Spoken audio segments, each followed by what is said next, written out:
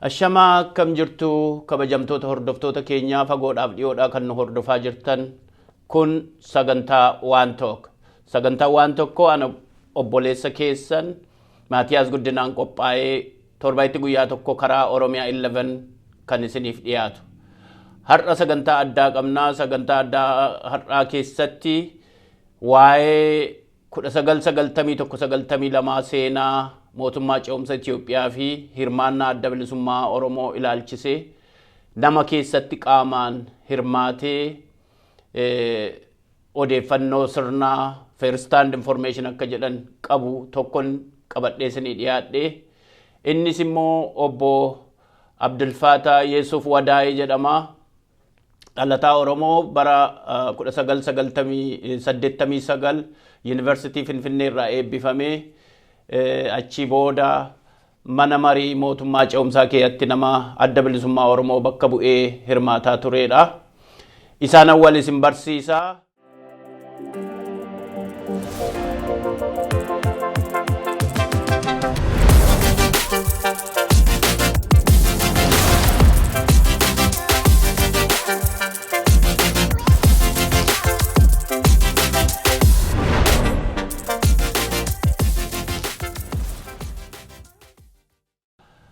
Baganagaan dhufte yaa obbo Abdulfatah afeerraa keenya kabajanii waan sagantaa kana irratti hirmaachuuf dhiyaattaniif galata guddaa qabdu.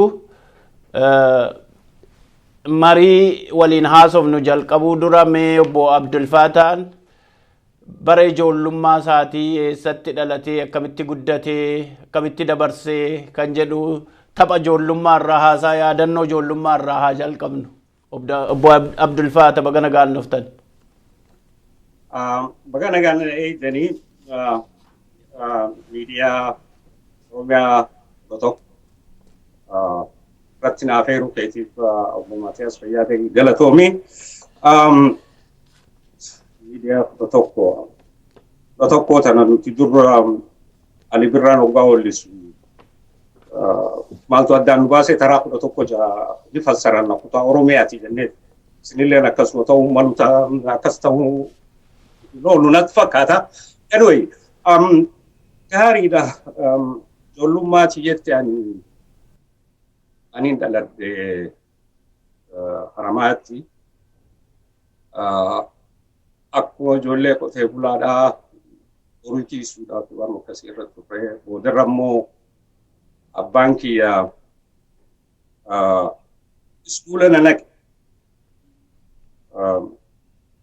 Zamana san iskuulli mootummaadhaan jiru Swedish Mission Elementary School yaani tokkichisanii jira Haramaa keessa. Obboleeyyan kiyya tokkollee namni hiree barnootaa argate hin jiru. Ani immoo yoo iskuula san na geessu waan natti dhaame qaba. Akkuma beekamu ani maatii musliimaa irraa hin dhaladhe. Iskuulli sana immoo iskuula amantiiti. Akka nama Arayoonee naan jedhe. In a sense naannoo keenyatti Amaaraa Islaama jenna malee akka nama Arayoonee naan jedhe. Moonni raajuu nama inni beekuutu kan amantii kiristaanaa fudhatee jira. Elementary chittiin fite. 7 fi 8 ammoo Haramaa Kolleejii qonnaa kan baatee jiru. San jalatti ADS jaanii takka relatively 8 warra achi baratuutu dhufee barsiisa. Achittiin 7 fi 8 fite. San booda Hararitti dabarree. Yuunivarsiitiin 9 baradhee achi booda Idgat Bahibrat jaaniiti iskuula adda dhaabne. naannoo Ogaadeen qallaaf qoraan ture achi osoo zamachaa san hin fixiniin deebi'ee naannoo ijoolluma zamachiisaniitu maabara kuduraa tokko jaare achitti Harar Zuuriyaa Atkilta Kaayyotii irra siraa maabar jedhanii san irratti akka barreessaatti dalagaa ture hedduun qotee bulaa wajjin walitti siqeenya qaba. Gamana dargiidhaa gaa tiisitee waa'ee bisaan bakka adda addaatti sochii qotee bulaan gootu hedduu irraa hin qooda fudhadhee beekaa. Osoo jennu odarraa gamana san rabshaa adda addaa ture bilisummaa Oromootis gaafas dura jaarraan faan ol seenanii Haramayaa tana waa'ee aadaa sochii aadaatii fi waan akkas akkasii godhaa turre maayiirra Haramayaa hundi baqachiisan lola Soomaaleetiin baana 1977 1978 Itiyoo Soomaalii wara. Mee warri aadaa teenya dhabne juusan eessa jira jaaniiti magaaluma Haramaa keessaan barbaadanii itti baqannee direedhaa turre. Agasitti gaa direedhaa tanaanis biyya keenya tokko akramee jira rabbi ramtaa godhuu fi Maammadee Carcaroo jennaan isaa wajjin taaneeti gara Carcadha inni Haramaa ummatti dhalatee abbaa isaatii orijinaalichi irraa dhufe. Inni jalqabaaf waraana seenne jennee jaarraan faan ol seenee jira. Oofee xiqqootti itti dhayne oofee xiqqootti dhugaa dhayne qawweedhaas hedduu qabanii. Maayiirra guyyaa torba lama kan waggaa teenye booda yoo saaxil baatanii gartee diina sodaattanii jiruudhaaf rakkisaa ta'e malee asii wanni gootan hin jiru deebi'aa jedhanii gad deebine. Waggaa gad deebinu immoo akkuma siin deemaa bara kuduraa san keessaas dalagaa galgala immoo ijoollee naannoo baate akka tokko gurmaa'anii gara Soomaalee deemanii hidhatanii deebi'anii ture. Nugus jedhaniin ta'anii galgala isaan bira dhayna goleefaa sol jedhanii isaatu ganama hoogganaa ture. Namtichi Soomaalee Nukrumaa kan jedhanii tokko jala jira. Isaanii wajjin osoo jedhanii jarri san murni san duraanuu qaraa akeeka qabu kan hidhannoo barbaadaaf dhaqee waan ta'aniif adda bilisummaa Oromoota duraan qawweedhaas qabne san suutaan achi dabarsanii hidhannoo zamanaatiin akka isiin gabbattu godhanii waan Oromoo gaa sanirra turree eega san booda facaa booda jechuudha. I think amatallee yaadadhu eegammoo baaroon faan booda facaa ture. Yeroo san magaaluma keessaa hojjenna malee gaaran seenne. Eega san booda iskuulattis deebi'uun dhufee kudhanii fi kudha takka koleejuma Haramayaa sanitti halkaniin baradhee dalagaatuma halkan baradhee yuunivarsiitii Finfinnee kana piraayiveetiin fudhadhe gaa 12 qonni sila barachuu fedhu waa'ee qonnaati. Qotee bulaatiin sanumaan sila modernize godhuu barbaadan ture ammoo haa ta'u 6 kiiloo itti ramadanii akka lakkoofsa faranjii 1981 achi osoo jennu dipaartimentii political saayinsii sanitti ramadamee bara 1984 I think ana bara sadeeffaa seemistara lamadaa jiru waa'ee hidhannoo tana waa'een hidhaadhaa dhufti. Ammas wajjin eegaan hidhaadhaa bahee booda akkasii wajjin wal agarre baajii afuraffaati moo akkasii atinaaf akkaan laalu amata afurii amas sadii baajii torbaan gubee almost amata afurii luus godhe sababa hidhaatiini. Haala san keessaan ture jechuun baane hidhaan tuni deddeebi'aa turte waa'ee Oromoo tana silaa'uu osoo sirnumaatu si gammaysa. Okay? Yeah. Dhugaa Qotee bulaatti ni gartaa namni afaan Amaaraa si beeka jedhanii waraqaa darasanii kana na fidanii laala gartee qotee bulaa kanaaf eenaa taaksii jedhanii kabalchiisu, timirti taaksii jedhanii kabalchiisu. Kun hundinuu deebi'ee uummata saniif wanni tajaajilu hin jiru. Namni keenya gariin dachii abbaa lafaa qotaa irboo safaraa kun gaawwan umrii xiyyaanuu itti dhaqqabe jechuudha kun baane awajii lafaa tambiraa 975 fakkaata sanii qunnamtii san diige. Haala kana keessa horii tiisuudhaa fi afaan Amaaraatii fi barnoota kanaas barachuuf tattaafatu akkasuma akkasii keessa ture jechuudha. Dansaadha.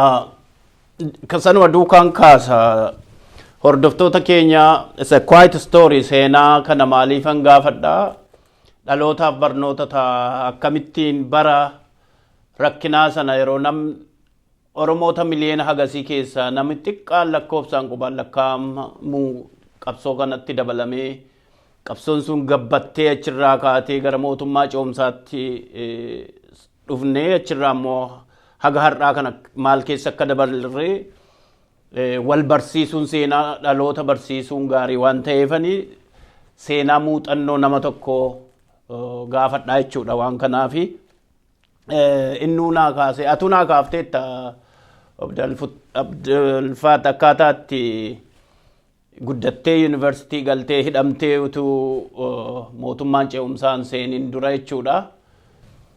Erga hidhaa baatee mootummaan ce'umsaa utuun ijaaramin dura mootummaa keessa hojjettee 91 dargiin kufee mootummaan ce'umsaa gaafa dhaabatu keessa ati miseensa mana marii mootummaa ce'umsaa keessa nama tokko taatee seenteet.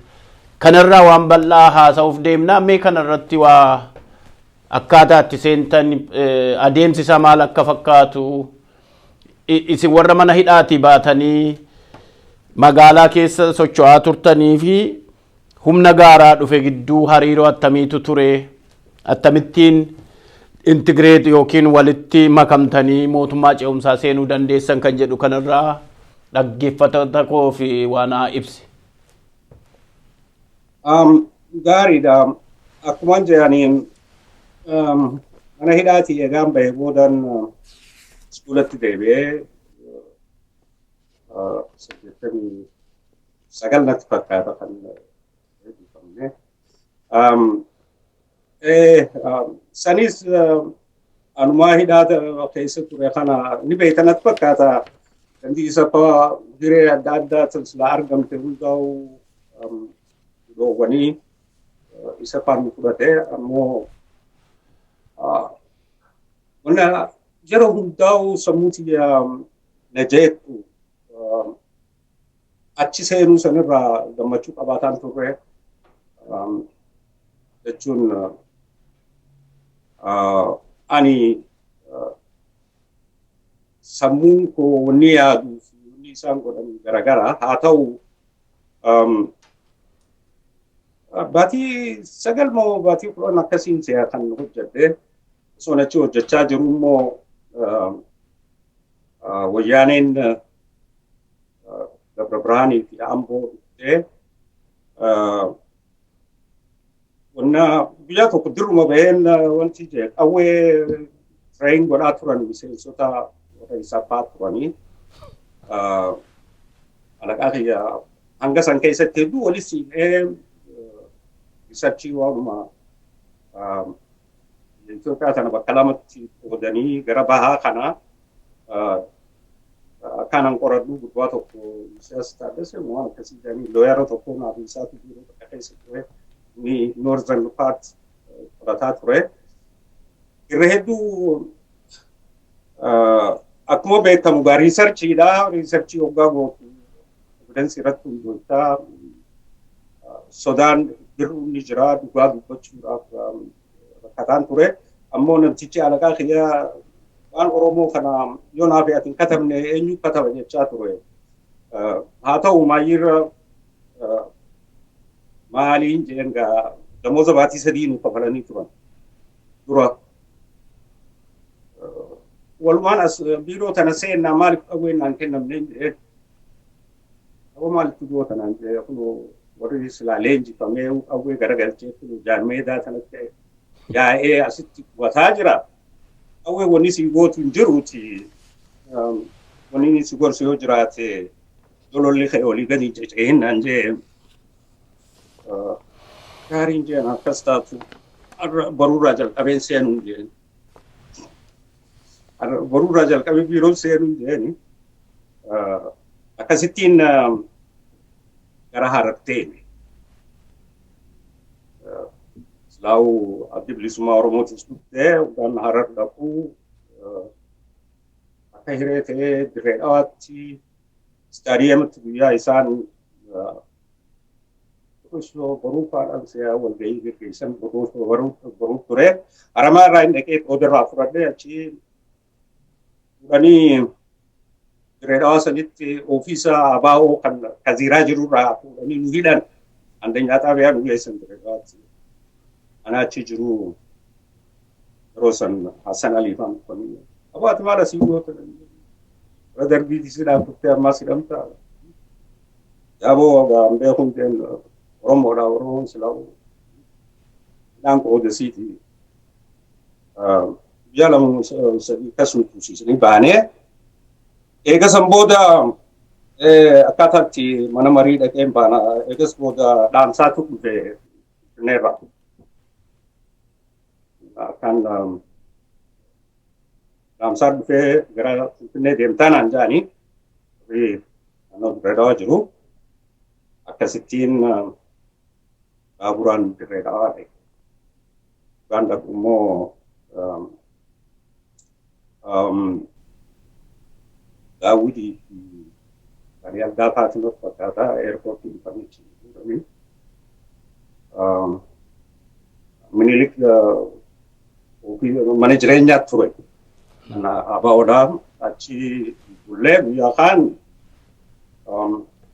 galgalaa saafaa wajjin nagarii fayyisaa fa'aa wajjin bakka tokkotti halkan ta'aa bullee achumaan mari'achaa bullee beeta mangistii turanii. Beeta mangistii waliin dhaqee akkasitti jaalgalaa isaan ganama leencoo fa'aa hojjeteen kanaan jedhamu. Akkasitti mana marii seenuu taate jechuudha. Mana marii gaasilaa'uu yeroo san adda bilisummaa Oromoo bakka buunee nama 12 turre. Achi gaadaraa wajjin mataa wal waqaru seenne Gaarii. Kana maaliifani si gaafadhe anis hagan irraa quba qabuudha waan wal amanaa deemnuuf waan uummata keenyaaf ifa gochaa deemnu jechuudha.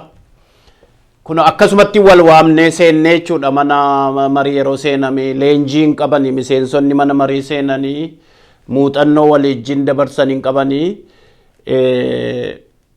kan mana hidhaa seenee yeroo caasaan adda bilisummaa Oromoo rukutamu jechuudha 1978 jalqabee haga 91tti kan jiru kana ari'atama keessa ture jechuudha miseensi adda bilisummaa Oromoo kan karaa iccitiinis karaa banaanis socho'aa ture jechuudha.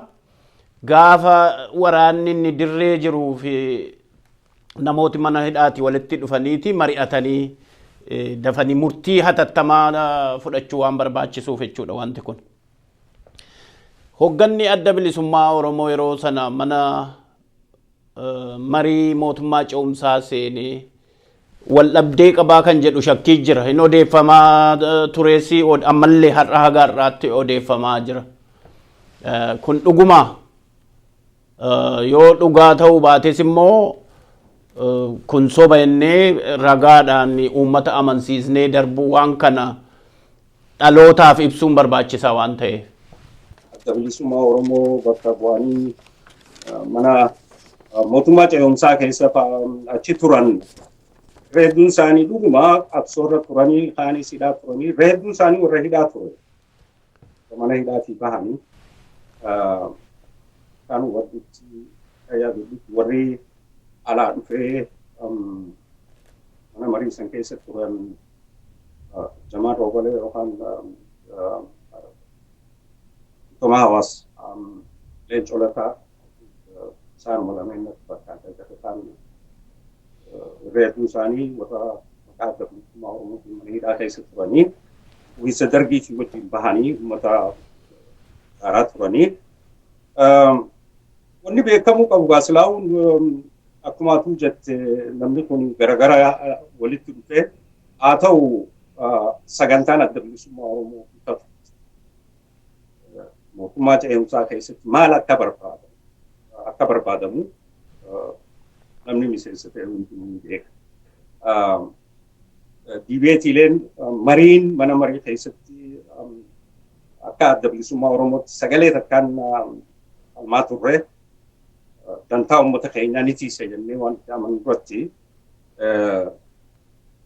ni yaadadha waa'ee amma diinagdee irratti ekspoortoota Oromoo waa'ee muuxannoo diinagdee kan qaban affeeramanii isaanii wajjin mari'annee isaanii wajjin yaada wal dabarfannee qophoonnee faadhayna dhugaa garii. Haa ta'u manni marii sanii barcuma 87 qaba ture. Oromoon silaa'uu EPRDF'n yeroo san 32 qabanii natti fakkaata. Warra humna waraanaarraa sagalee 2 warra qabu ture.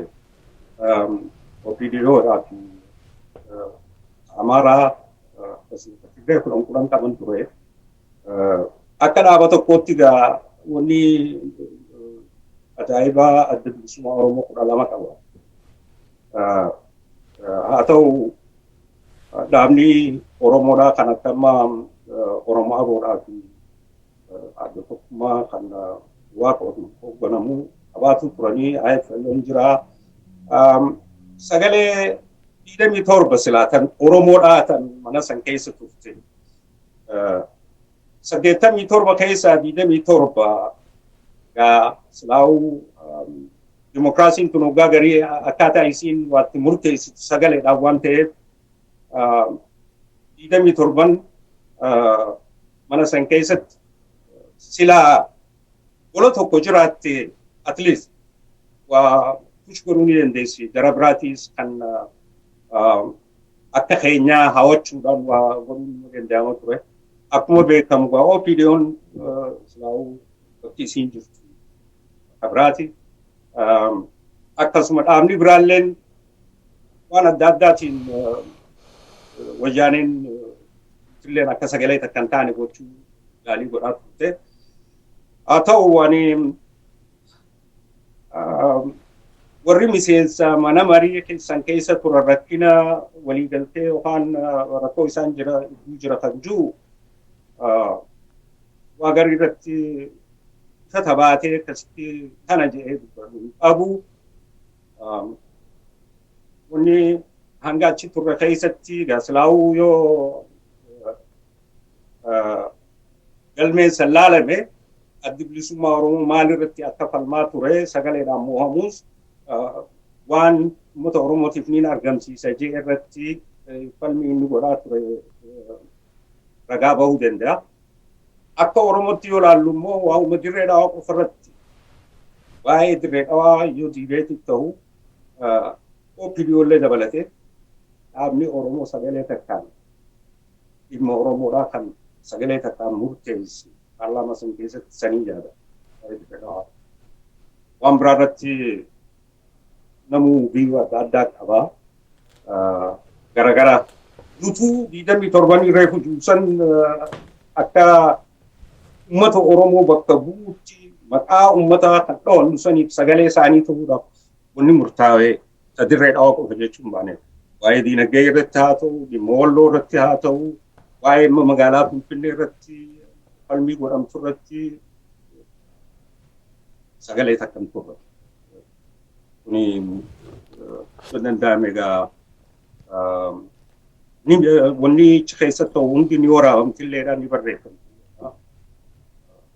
Arkaayivii keessa deemanii ilaalan lachuu danda'a. Istaandiin adda bilisummaa Oromoo waliin tarkaanfachiisaa ture.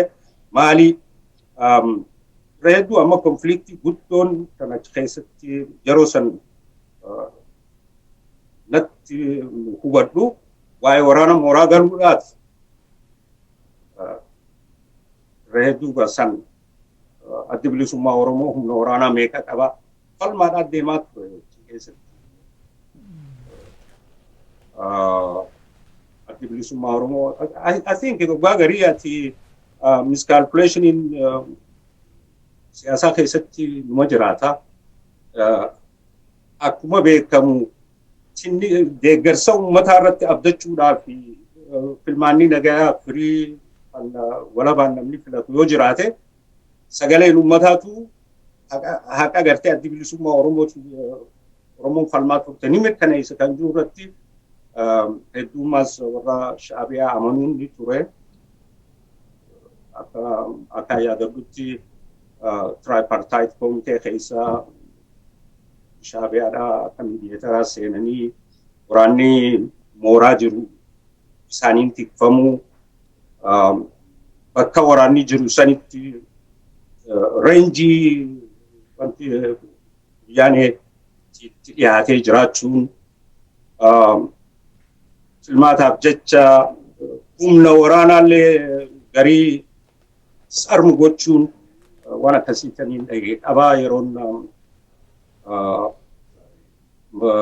makkaladhaa leenca wajjin guyyaa tokko jennee turre achitti ijoollee waraanaa tan gannoo irraa hiikanii mufattee maaliif lakkoofsa saayiza waraanaa irratti falmaadhaa ture jechuudhaaf hin jedhe san kompilaay gochuudhaaf maaliif mooraa kagaluu warri Shaabiyaatis beekanii lakkoofsi kan murtaa'e san akka seenu godhamu perceptioniin nama garii waboon dhugaadhaan iyyuu seennee kan juufaa haasawamuu ture garuu wanni alatti hafee hin jiru.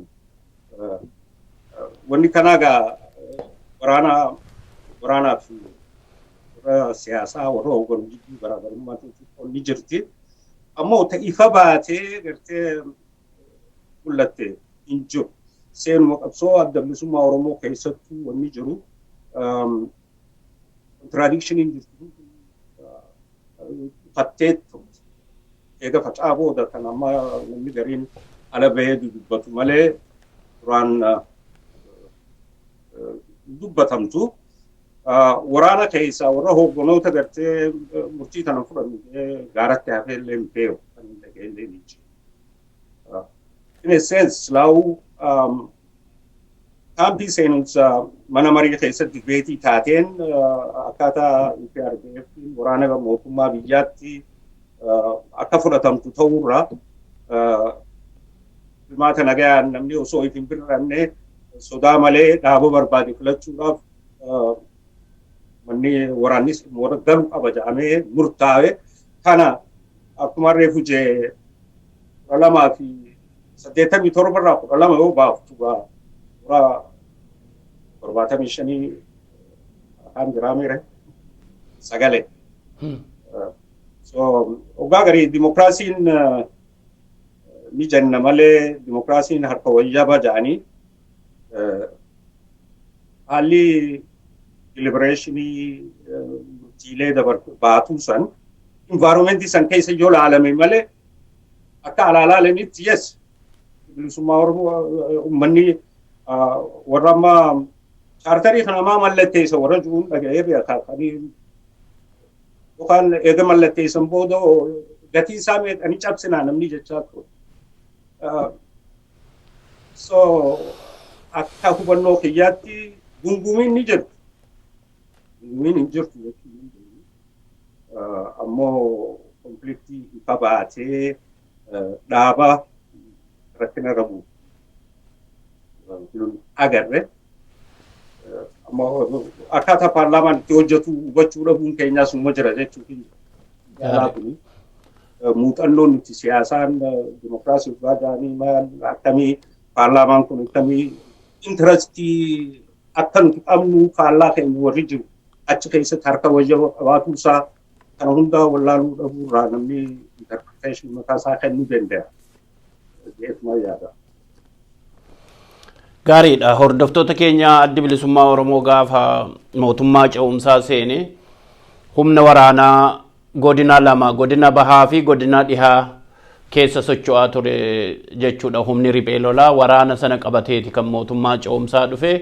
Erga mootummaa ce'umsaa seenee mootummaa ce'umsaatiin murtaa'ee waraanni akka mooraa seenu taasifame jechuudha. Kuni hoggana walootiin murtaa'e, hoggana nama tokko, hoggana obbo Abdul Fattah yookiin hoggana kiyyaan utuu hin taane hoggana walootiin jechuudha. Addi bilisummaa Oromoo namoota 12 paarlamaa keessa jiran akka waraanni mooraan seenne mormaa turanii garuu sagaleedhaan caalamanii akka mooraa seenu ta'e jechuudha.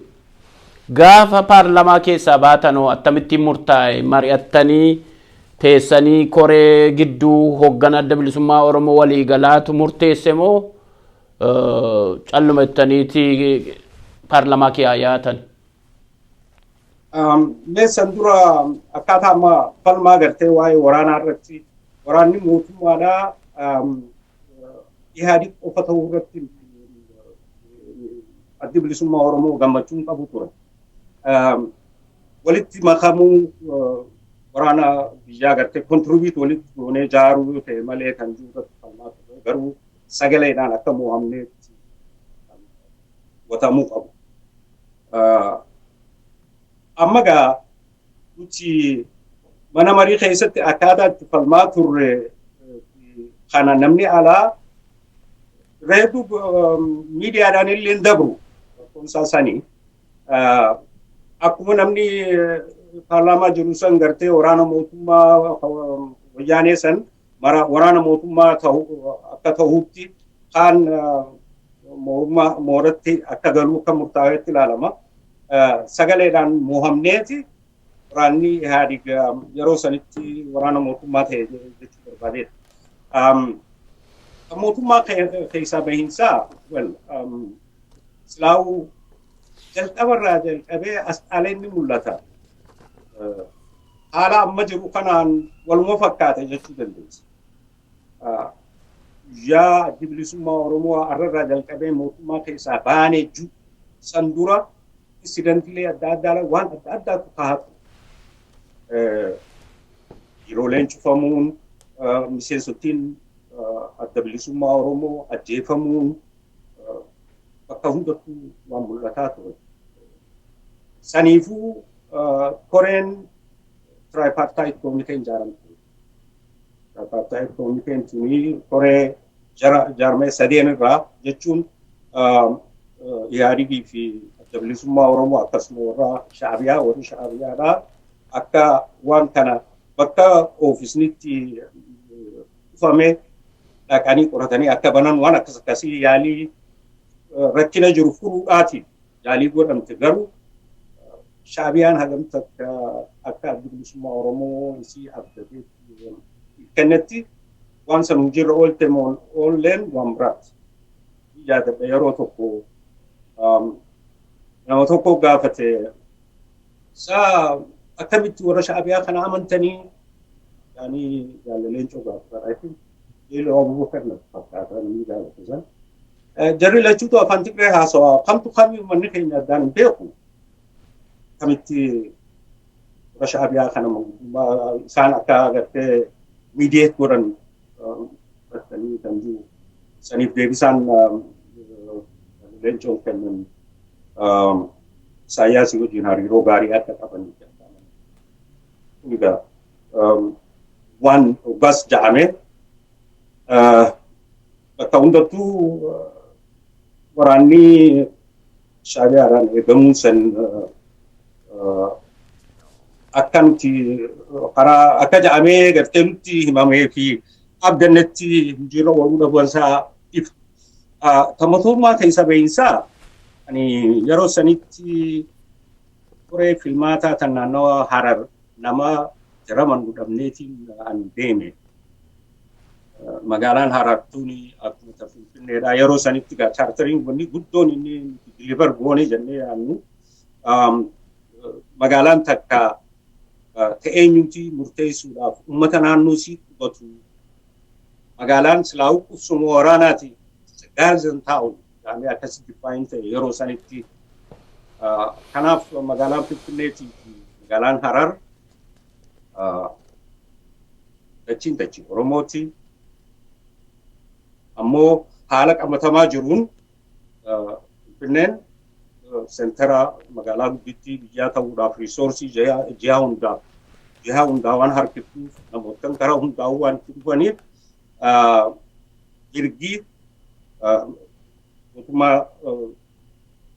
mirgi Oromoodhaa kan addaa kan diinagdee kan poolitikaa kan siyaasaa akka tikfamu jaamee murtaa'ee ture magaalaa lameen irratti chaartarii sana deettee ilaaltu.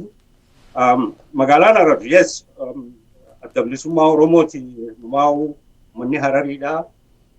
Akkuma uummata Oromootiif mirga uummata Oromootiif barbaannu uummata kaaniifis hawwaa turreessa adda bilisummaa Oromoo keessatti amanaa. Yeroo magaalaa Harar diibeetti taatu adda bilisummaa Oromooti kan uummanni Harariidhaa. Dachiin Oromoo taatuuf Oromoo marfamutus uummanni Hararii fi bulchu qabaa afaan isaa aadaa isaa shaakaluu qabaa jedhee kan fudhate. I think ni yaadadha yeroo sanitti paarlaamaa san kan hoogganaa turedha Mallasi. Just to quote one in Niger, it's a great concession that OLF accept the Harari people to administer themselves in the heart of Oromo. Kun jecha isaati. You can prove it. Archive deliberation paarlaamaa sanii ilaaltu. Kana waggaa ta'u magaalaan tuni uummanni fi ni bulchu waggaa jennu hagam takka magaalaa Harar ilaalchisee hagam takka kaballachuu qabdu dhaabota Oromoo fi dhaabotni Hararii manguddoon Oromootii fi manguddoon Hararii ta'anii waliin haa murteessanii kan jiru. Saniif gabbuunee waggaa gabbuunu haalli nuti nama kan biraati. Waa hedduu anaa achi jiru akkumaan jee Hararraa jalqabee adda bilisummaa Oromoo mootummaa keessaa baatee waraanni mooraa bahee jedhame. Well, sanaanis miidiyuma irratti hin dhaga'ee for that wajjin mariin godhamtee jennee mariidhaan adda bilisummaa Oromoo bahu qabatee murteessee waan godhee miti. Ammoo haala san gaarii jiru ture. Achirratti egaa waan ati yeroos Finfinneen turre marii sana keessa turree fi sana biran dabarra. Mootummaa ce'umsaa keessaa ba'ame isinillee biyya ollaatti warri mana marii keessa ture kaan Keeniyaa kaan Yemen kaan immoo Jibuutii fa'a itti ba'anii anillee akkan irraa quba qabu atis Jibuutiitti baatee 1992 booda deebitee biyya seente gaara seenteetti. Haala sanarraa immoo xiqqoo ishee waa dubban maal akka fakkaatu. Sana jechuun ammallee wanta qilleensa keessa odeeffamutu jira. Waraanni mooraa bahee ficcisiisanii waraana dhumee kanatti ta'ee akkaataatti waraanni faca'e kun maal fakkaatame kanarraa xinnoo ishee naa himi. Akkuma siin jedhani naannoo Harariin ture. Adda bilisummaa Oromoo mootummaa keessaa bahee jechuu taate dhaamsi ture namuu gara jiruun dirree misoomtetti gara waraanii jirutti akka dabalamu. Akkuma warri Finfinnee ture akkaataa isaanii dhageettii yoo taate malee irraa dubbachuu hin danda'u. Garuu ani haramaa irraa ka'ee ijoollee yuunivarsiitii adda addaa irraa gara waraanaa dhufan waliin haramaa irraa kaanee ilaa hanga gara mul'ataatti. Adeemsa deemnu kana keessatti silaa nuti nama haaraa Obbaasiiti. Waan ajaja nu kenname fudhanneetu soso'uu ture. Kana keessatti waggaa maayyiirra gubee dhaynu adeemsa karaatti waan hin argeen jaalan dhaqeetti dubbatu. Jechuun mootummaa keessaa bahuun rakkoo miti. Garuu qophiin gayaan waan tarkaanfitti aantuuf yaadamee ture beeku natti mul'anne waan haalaan argetti jechuun waraanaan nun deema wanti irraa maqaatu wanti jecha akkaataan itti deemu wata qophiin hin jiru gammoojjii keessa buseefaadhaatu ijoollee iskuula bahan kana nama haaraa kana fa'aa qabaa. First aid kiitiin qabu waraanni ogeessi fayyaa kan waraana guddaa keessa jiru kan nama akkasuma jedhanii fi buseedhaanis qabameen beeka. Anillee ogeessa fayyaati garuu waan akka wanni namaan gargaaru hin jiru. Haa ta'u baay'een ani ifa manaa godhaan jeen hoogganaa dhaabaa tokkoon saayinsii baranne garuu haramaa irraa ka'ee hangaan isin bira gahutti wani obzarvi godhe waraanaaf qophiin ga'aan loluudhaaf qophiin ga'aan kan godhame natti fakkaatu hin jedheen. Maal jechuudha jedhanii akka kiyyatti abbaa seelii irraa jalqabee abbaa wanni jettu namni itti dabalame kilaasii wayiitu uumamee arge. Namni kun walirratti waliin wareegamee waliin dhumuudhaaf haalli anjaawaan turre jechuun baane. Kilaasiin tokko akka ajajaatti ji'a tokko hojjechuun waanuma jiraati garuu tajaajiltu jedhanii qaba. Qabsoodhaa baate takkaatu tajaajiltu isaati jedhamtee bakka afaa fi naanni distii okkotee takkatti yoo bilchaatu bakka adda addaa waan akkas akkasii dhugaa agartu. Ani perceptionii waa'ee waraanaan beeku dhuguma perceptioniin kiyya akkaataan waraanni abdii bilisummaa Oromootti socho'aa ta'ee yaaduu fi wanni inni argitu kun waliin simanne saniifin kanaa dhaabaa tokko jedheen qophiin ga'aan kan godhame natti hin fakkaatu. I think karaa kaaniin bakka takkaa gartee mootummaan dargiidhaa hin gahin doozarii fi katrapiilariin baadiyyaa kana hundaa keessa karaa baasanii godoo qotanii stoora wahii waan akkasii tolchanii saniitu qabame kan jiruun dhaga'e. That's why wanni first aid wanni akkasii jirtu. Silaa ulaal ogaa waan tokko waan abdattu ogaa dhabdu frustrationii dhufa namni abdii kutannaa dhufa kun waa qabsoo Oromoo qofaa waan jalqabee miti. Ihaa paapaa yoo yaadanne naashinaal faalleen jechaa turanii boodarra Nigeeriyaa qabu jechuudha. Keessaas rakkoon nama turte akka addannetti akka yaannetti waraanni hamilee fi qaama qalbiidhaan lollee jechuudha kan rakka ammoo saabotaajiin akka jirutti waan hubatta. Maaliif waraanni amma kan makkala ture waraanni wayyaanee masala jira masalaa fi makkala reenjii keessa kan haallee ture dubbeen isaatu gammoojjii malee uumaan jiru. Akkaataan isaan itti warri shaabiyaadha ammas roolii warri shaabiyaa taphates waan laalu saabotaajii wayyaatti isaanis hojjetanii natti mul'ata. Kanaan alagaa namni speculation adda addaa kan ni danda'anillee manatti fakkaatu ja'a kan arge jira. Mariin ilaa gaditti buutee mootummaa keessaa baanaa yoo baanu wanni nuti goonu kana jiraame steepiin fakkeenyaaf amma ijoollee yuunivarsiitii adda addaa irraa baatu sloogaan agartee waallee dura bilisummaa kan jiru Bullallatti ijoollee san tiraanspoortiin kennamee fi gara adda addaa bu'aa ergaman obbaachi dhaqan akkamii ila haga gamma dawa buseedhaa dhabuudhaan namni gaara keessatti istoora jaamee faayamuudha. Bifti ijoollee haara magaalaa keessaa baatu kun uummata naannoo saniitiin wal fakkaattu. Wayyaaneen ijoollee hedduu akkasitti akka gaagaateen beekaa. Keessaafuu nama barate.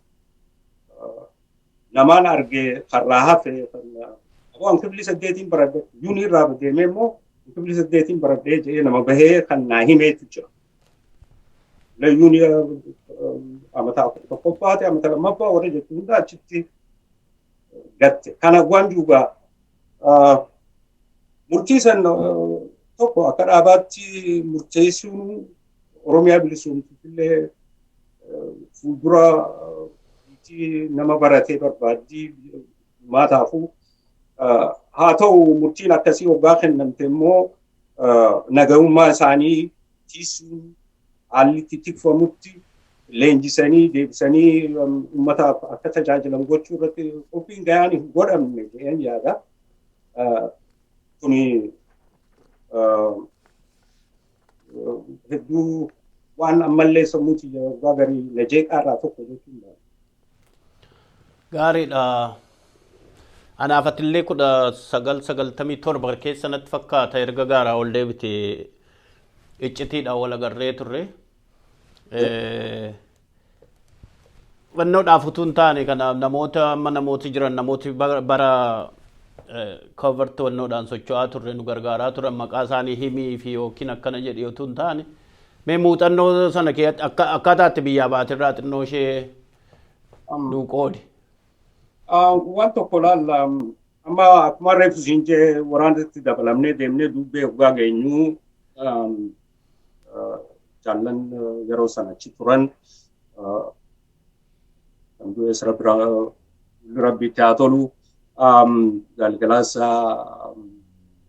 soboruu fa'aa wajjin turree achi dirqamni wayii natti kennameen deeme. Polis gadaa Gadati Dr. Dagafaa Abdiisaa. Dagafaa Abdiisaa beektaa Dr. Dagafaa Abdiisaa waliin turre waliin karaa kana hundaa'uu yaane. Akkuma beekamu uummanni ijaaramee jira. Waraanaan deemaa waldaa qotee bulaa hundatti namni nusi mataa deemaa. Gaafa garii gaalaan nu qalama gaalaa foon gaalaa nyaanna gaafa garii nyaanna waan akkasii booddee akkasitti dirqamni kennamee anaa fi Dr. Dagafaa Abdiisaa waliin mul'isii wajjin akka bobba'an ta'e. Osoo nama si wajjin waliin arginu hin baansa. Egaa Jabuutii keessa turee deemnu. Achiin ila Somaaliyaa deemne keessa Oromoo keessa Miilaan deemne kan hundaa'u achiin dirqama nutti kenname raawwannee haalli duraan nutti himamee dhayinee fi haalli achitti warratti dhayine irraa hubanne nu simatuu dhabee rabbiitti haa tolu rabbi rahmataa godhuu fi Seefu Muummee biratti kan akirame argeessaa ture. Inni nama duraanis biizinasaati. Nama hundaa beeka jimaa achi geessa ture. So advaayisiin nuti yeroo sanitti arganne nama keessan nama wanna gadaa beeku kan afaan Somaalee dubbatu. Yoo godhattan gaariidhaa kan jiru ture. So akkasitti riippoortii wayii barreessinee rikoomandii isa goone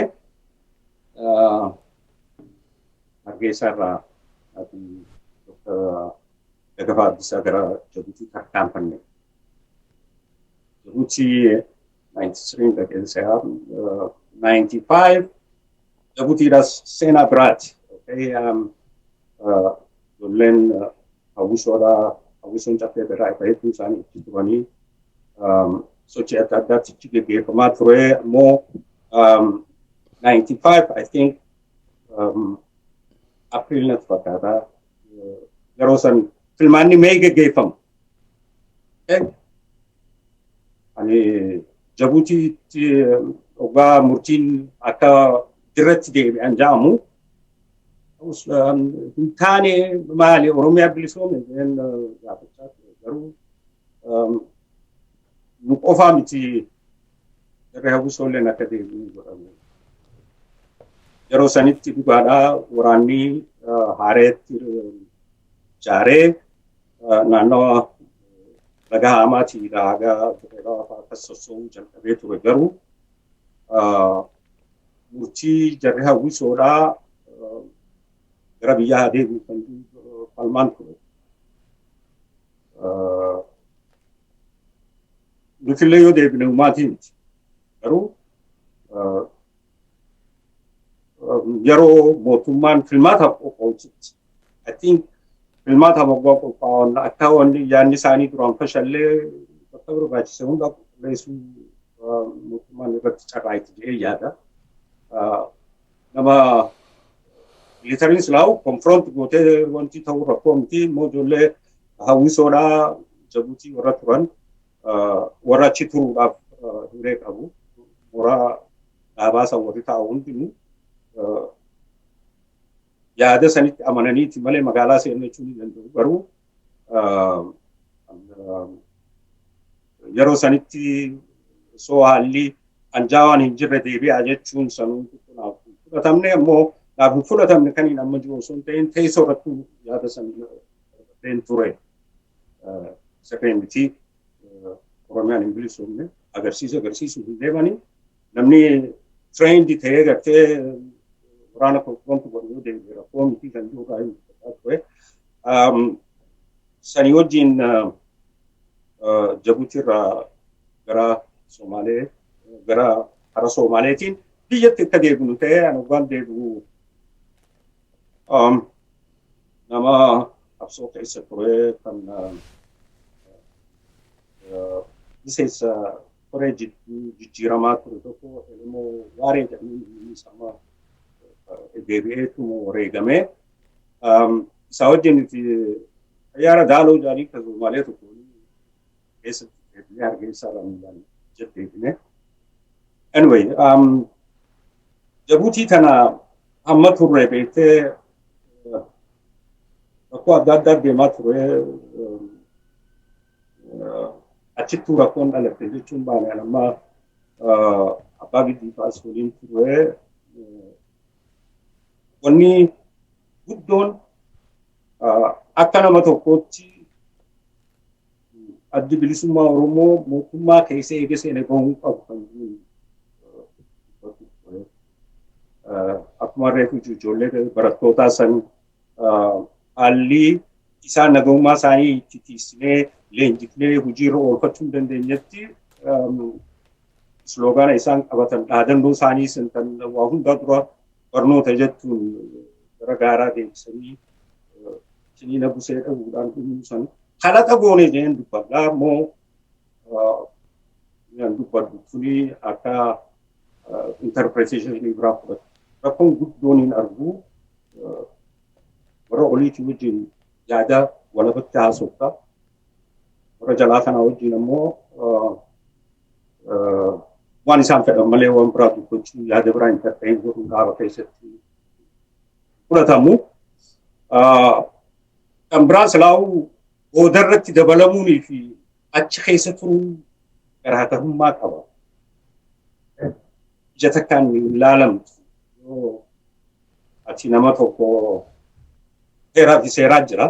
Heeraa fi seera irratti hundooftee immoo maaliif namni hundinuu xabi'aa adda addaa qaba ammoo kan gaaddisa tokko jala nu teessisu akeeka baanee fi heeraa fi seera. Sanirratti san hojiirra oolchuu irratti yoo ati iyyata galfattu abalumoo abalumoo gara abaluu guddisee amma ja'amu fa'aa akkasii fa'aa argaa turre. Biyya alaa tana namni bifa adda addaatiin baqataa waraqaa ergamte faa fi dinama ja'anii faan argee hiibuu facaanee dhaabni faca'ee jechuun baane biyya ollaatti namni baqate hundinuu waan experience godhe adda addaa jira. Akka hubannoo tiyyaatti adda bilisummaa Oromoo gaaddisa guddaa tokko kan namu jala taa'u tokkommoo gaaddisaa argataa kaan aduun dhugaa shir jechuutti baatu kan tokko aduu keessatti qabu akka abbaa qabeenyaatii fi akka nama relationshipiin miseensota jidduu waraana jidduu to some extent wahuma waan hin observe godhe irraa tokko sanii jechuun baane namni qabsoo keessa turan ture san inni akka abbaa qabsootti ati booda irratti dhayite akka dalaguutti ilaalamuu inni biraa silaa'uu inni guddoon ture adda bilisummaa Oromoo umriin isaa dheeraadha. 91 immoo namni hunditti yaa'ee warra haga xiqqaa duraan gaara ture san ol warri caalu liqinfamuun akkuma nama akka hubannoo tiyyaatti nama yeroo dheeraa beelawaa ture. Namni yookaan beelaan ture nyaata jiraa yootti kennan ni du'a. Qaamnileen akkasuma ta'ee yaada. Kun hubannoo mataa kiyyaatti. Gaarii hordoftoota keenyaaf ifa gochuu fi bara erga mootummaa ce'umsaa keessa ba'ame amma akka obbo Abdulfataan jedhanittis jaarmiyaa keessa wal dhibdee wal harcaasuu jira jechuudha. Wal caalmaa jaarmiyaa keessa rakkoo jaarmiyaa keessa jirutu miseensa jallee jaarmiyaa kana haamlee buusee quunnamtiin hogganaaf waraana gidduu cituu daandiin itti wal arguu dhabuu galaa dudduubee galaa dhabuu dirreen bilisoomte humna waraanaa mootummaatiin qabamuu rakkoon akkanaa tureera. Sagantaa akkanaa kana maaliif qopheessina kana qorannee adda bilisummaa Oromoo waggaa 20-30 darban kana maaltu hudhee qabe isa jedhu badii nama tokko yookiin badii nama lama sadii yookiin badii gartuu tokko irra kaa'uutu hin taane akka sirnaatti sirni adda bilisummaa Oromoo eessaan qaawwe kan jedhu irratti beekumsa horachuu qabna jechuudha. Isa gara fuulduraaf akka nu gargaaru gochuudhaaf waan kana mari'achaa jirra. Akkan quba qabutti 1997 natti fakkaata baate Keeniyaa irraa nama biyya Awustiraaliyaa jiraachaa jirta. Haala darbe kana hundumaa irratti yaadana kenniteetta maal akka inni fakkaatu walumaa gala rakkoo darban kana akkamittiin furannaa akkamittiin irra aanuu dandeenya yeroo har'aa kana rakkoon 91 waraana gidduu jiru akka waraana keenya keessatti hin dhalanne yookiin nama humna waraanaa hoogganaa jiruuf illee muuxannoo akka ta'u itituu mooraa qabsoo itituu hoogganaa dirree jiru kan waraanan hoogganaa jedhee dirree jiruuf akka muuxannoo ta'utti walumaa galatti walitti qabiitii yaada furmaataa naa kaa'e. Gaariidha. I think end of 96 yeah, the sagaltamii shanii ilmaanilleen May geggeeffaman siinjee April irraa kan deebine aga tokkoon naannoo jaarsoodhaa ture. Haa ta'u wanni guddoon ani dhaabni wal to'achuu barbaachisa. Dhugaadhaa jaallan jidduu wal amantiin jiraachuun barbaachisa. Haa ta'u immoo wanni daleenu siyaasaa. Siyaasaa irratti heeraa fi seeraan. Heeraa fi seera irratti wal ciisinee waliin soso'uun barbaachisaa jedheen jira. Irra hedduu wanni har'aan tana argaa jirru ifiifuu mataan sii barra waan yeroo dabree hin mul'atin kan dhufattee turteetu arra bahaa jira. Addi bilisummaa Oromoo heeraa fi seera nama heddummeessuudhaa miti. Heddummina namaatiin miti. Nama haga xiqqaa kutannoo qabu kan heeraa fi seeratti bareedamu. Kan fakkii uummata isaatiif ta'ee beelawee dheebotee uummanni naaf jecha beelawee, naaf jecha dheebotee, naaf jecha jiruu rakkoo tana jiraata jedhee uummanni isaaf nahu, isaaf rifatu. Bilisummaa Oromoo heeraa fi seera isaa yoo ilaalte yoo waa tokko hawaasa irraa bitatu aboo gatii hanganaa mi hangana jetteen falmiin ja'ame. Ammoo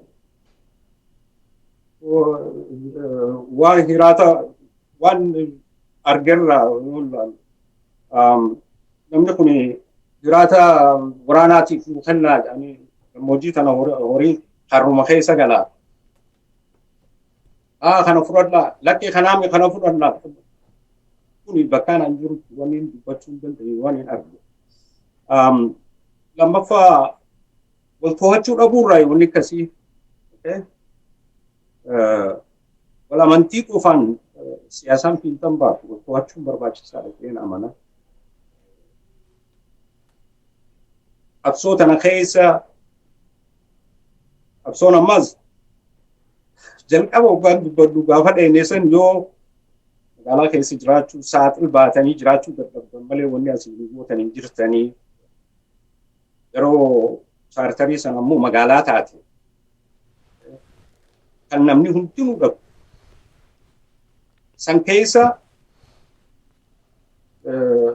inni ergannoo isaa galche. Diigmayni rakkooleen fiilmi san cuftii warra bilisummaa jennee teenyaa saniif qabsoofnaa kan ammoo dirqama diinni itti kenne achi keessatti raawwachiisuu deemus akka jiru beekuusa jira.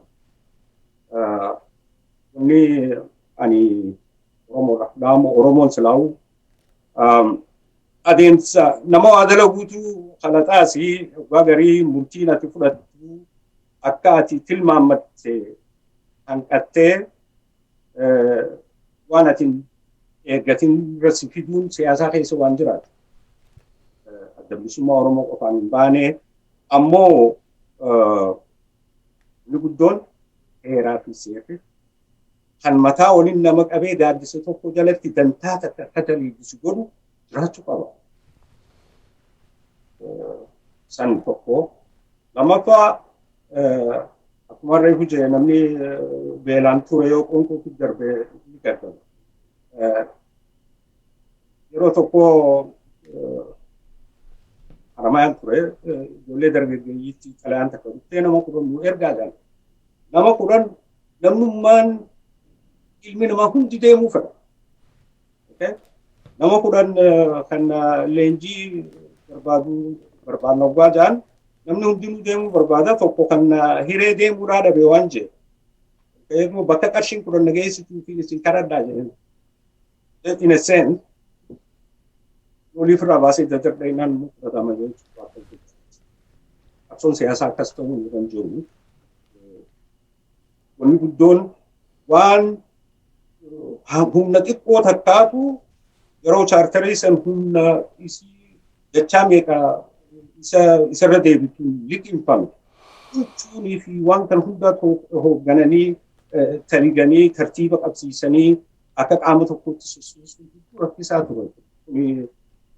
Namni haala san hubatu arge nu hubata jedhee yaada.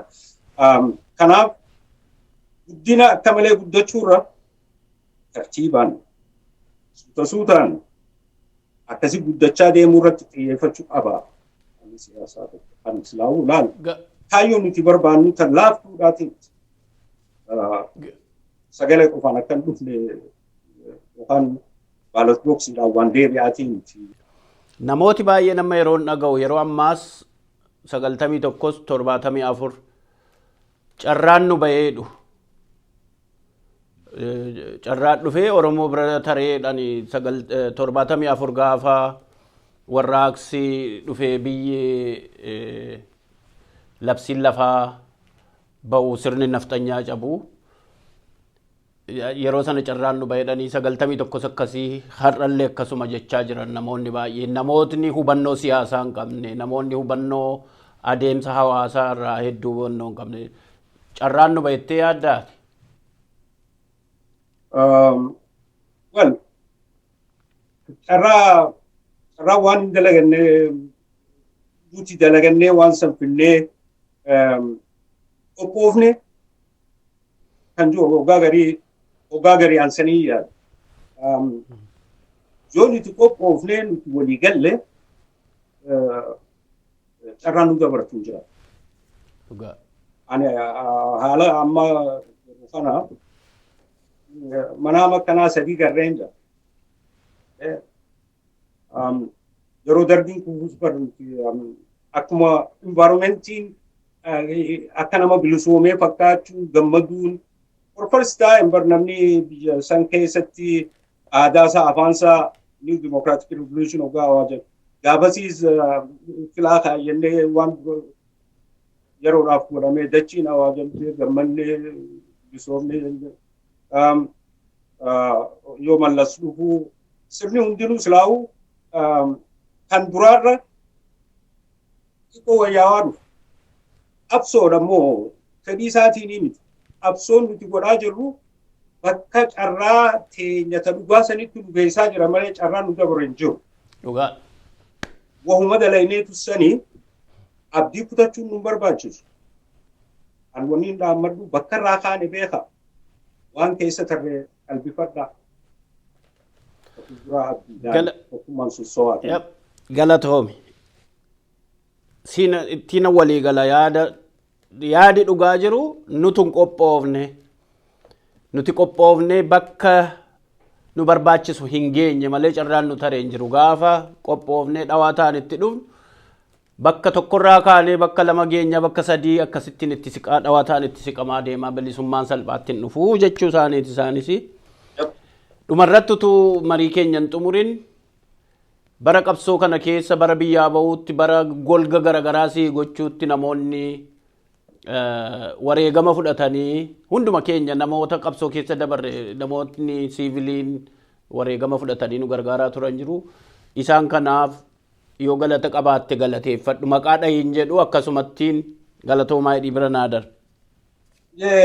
Fayyaade Maatiyas ani mootummaan waraabessaa dugda duubaa walitti qo'itiisan maqaa namaa dha'uun hin barbaachisu.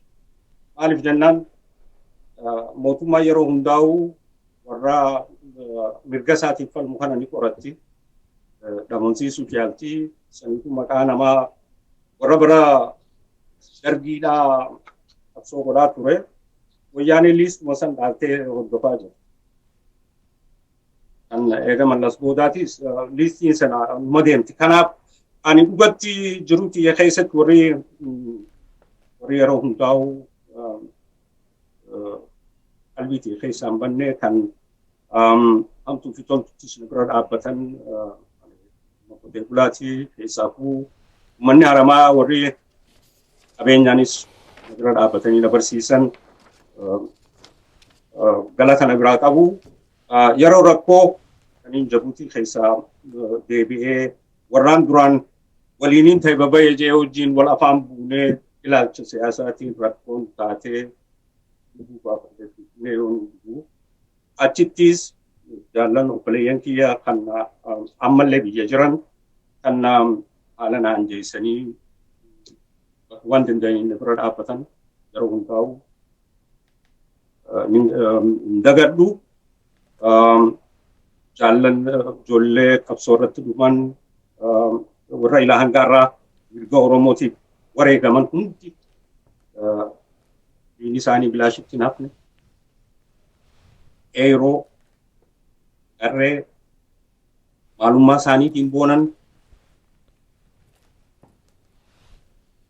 kan rasaasu dura dhaabbatanii wayyaanee hangaa filannoodhaan madarbii cabsiteessan jilbiifachiisan har'aan tana isaan magarsee jira diinni isaanii adeemsa qabsoo keessatti rakkoo haasa'uu miti firiin argame abdii mirga Oromoodhaa biyya Itoophiyaa san keessatti qabsoon Oromoon irraa qooda fudhanne kan mootummaan Oromoon keessa hin jiraanne hiddisii akka latuu hin dandeenye akka dhaabbachuu hin dandeenye mirkaneessitee jirti. Umrii teenyatti ifitti dhaammotaa turre. Afaan keenyaan dhaamfataa turre.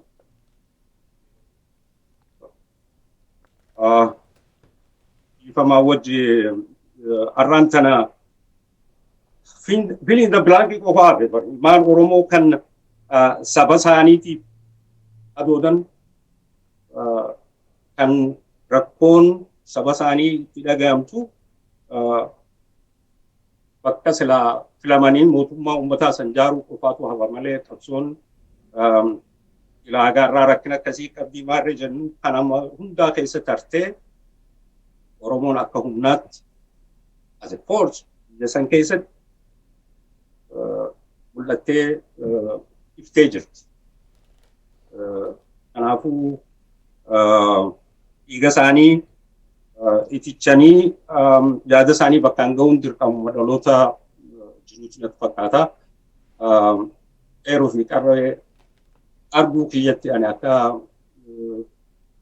olii gadiin hamtuuf toltuun sababa qabsoo kanaatiin jiru teenya dabarsine akka bilaashitti naafin firii akka godhatte dhaloota jiraataa tokko akka argamsiifte naaf ifa Oromoon biyya isaa irratti abbaa ta'ee walqixxummaan saba biraatii wajjin jiraachuu barbaada. Kanaaf gaa qabsoo dheertuun waan ammallee Galato Obbo Abdulfatah Yusuf Wadaay bara dargaggummaa kee dirqama Oromummaa sirraa eegamu gumaachitee qabsoo bilisummaa Oromoo keessatti hirmaattee har'a lubbuun jiraattee seenaa darbe kana na waliin hirmaachuu keetiif hedduun si galateeffadha. Ammallee dhaloonni waan hedduu sirraa baratu qaba. Gara fuulduraatti illee waan dhaloota kanaaf gumaachitu baay'eetu jira karaa humni kee danda'eeni. Sagantaa keenya har'aa kana asuma irratti xumurraa yeroo biraallee walitti deebi'uu malla. Obbo Abdulfatah Wadaay galatoomii